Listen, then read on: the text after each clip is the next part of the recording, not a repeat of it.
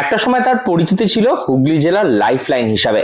শ্রীরামপুর, রিষ্টা, কোন্নগর, উত্তরপাড়া পেরিয়ে দক্ষিণেশ্বর হয়ে সোজা বাগবাজার। প্রতি 5 মিনিট অন্তর আসতো একটি করে বাস। প্রথম 3টি বাগবাজার এবং পরেরটি হতো করুণাময়ী। 90-এর শতক থেকে প্রায় 98 বছর পর্যন্ত সকল চাকুরিজীবী মানুষের কলকাতা যাওয়ার একমাত্র সহজ অবলম্বন ছিল 3 নম্বর বাস। তবে এবার তার চাকায় পড়েছে চেনতালা। চিরতরে বন্ধ হয়ে গেছে একসময়ের জিটি রোড কাঁপানো 3 নম্বর বাসের পথ চলা। নমস্কার, আমি রাহি। বাংলার গল্প বাংলায় গল্পতে আজ আমি আপনাদের শোনাবো এমন এক বাসের কাহিনী যা শ্রীরামপুর তথা হুগলি জেলার মানুষের কাছে একটা নস্টালজিয়া। যে বাসকে ঘিরে কত শত মানুষ কত কত গল্প জমিয়ে রেখেছে। সেই 1927 সালে শ্রীরামপুর থেকে কলকাতা যাওয়ার জন্য পথ চলা শুরু হয়েছিল 3 নম্বরে। হুগলি, হাওড়া, উত্তর 24 পরগনা, কলকাতা 4টি জেলাকে সংযোগ করেছিল এই বাস। 2024-এর শেষের সঙ্গে সমাপ্ত হয়েছে শ্রীরামপুরের বহু প্রাচীন এই বাসের পথ চলাও। শেষ 5 বছর ধরে চলেছিল একেবারে শেষ লড়াই। শেষের একটি মাত্র বাস, যে বাসের মালিক নিজেই কখনো বাসের ড্রাইভার, আবার নিজেই বাসের কন্ডাক্টর। শুধুমাত্র নিজের বাসকে ভালোবেসে এতদিন লড়াই চালিয়ে যাচ্ছিলেন বাস মালিক সুদীপ গোস্বামী। তার স্বপ্ন ছিল অন্তত 100 বছর এই বাসের রুটকে বাঁচিয়ে রাখবেন। তবে সেঞ্চুরির আগেই 98-তে এসে শেষ হলো তার লড়াই।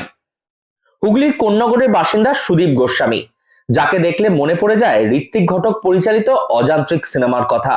কবি সুবোধ সরকারের ছোট গল্প অবলম্বনে তৈরি এই সিনেমার মুখ্য চরিত্র ছিল বিমল ও তার প্রাণের ট্যাক্সি। যতই বাধা বিপত্তি আসুক না কেন, বিমল কোনোদিনও তার ট্যাক্সিকে ছেড়ে যেতে পারেনি। ঠিক তেমনি হুগলির কোন্নগরের সুদীপ গোস্বামী এক্ষেত্রে তার জায়গা নিয়েছে বাস। তিনি নিজেই ছিলেন একাধারে বাসের মালিক, আবার নিজেই হচ্ছেন সেই বাসের কন্ডাক্টর। তিনি ভাবতে পারেননি তার প্রিয় বাসকে কোনোদিনও ছেড়ে যেতে হবে। ইচ্ছা ছিল অন্তত 100 বছর এই বাসের রুটকে তিনি বাঁচিয়ে রাখবেন। তবে পরিস্থিতির কাছে হার মানতে হয়েছে তাকে। 100-র দোরগোড়ায় এসে 98-তেই শেষ করতে হয়েছে 3 নম্বর বাসের পথ চলা। যবে থেকে তার বাসটা বন্ধ হয়েছে তবে থেকেই বাড়িতে রয়েছে তার বাসের ব্যাগটি। সে বাসের ব্যাগটিও খুলে দেখেননি তিনি। তিনি যখন বাস সম্বন্ধে আমরা তাকে বিভিন্ন বিষয়ে জিজ্ঞেস করছিলাম, তখন বাসের প্রতি তার যে ভালোবাসা তা বারবার ফেটে পড়ছিল তার চোখ থেকে।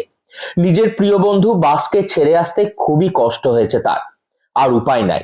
নিজের গ্যাঁটের কড়ি খরচা করে একটি বাস রুটকে বাঁচিয়ে রাখার যে কথা অনেকেই ভাবতে পারেন না, সেখানে সুদীপ গোস্বামী একাই সেই কাজ করে আসছিলেন দীর্ঘ 5 বছর ধরে।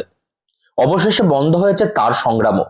সেঞ্চুরির দোরগোড়াতে এসেই কার্যত রিটায়ার হার্ড হয়ে ফিরতে হয়েছে সুদীপকে।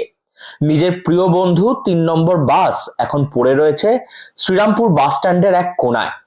অতীতের সমস্ত ইতিহাস, কত প্রেম, কত ভালোবাসা, কত লোকের যাত্রাপথের সঙ্গী হয়ে থাকা এই বাসটা চলা থামিয়েছে।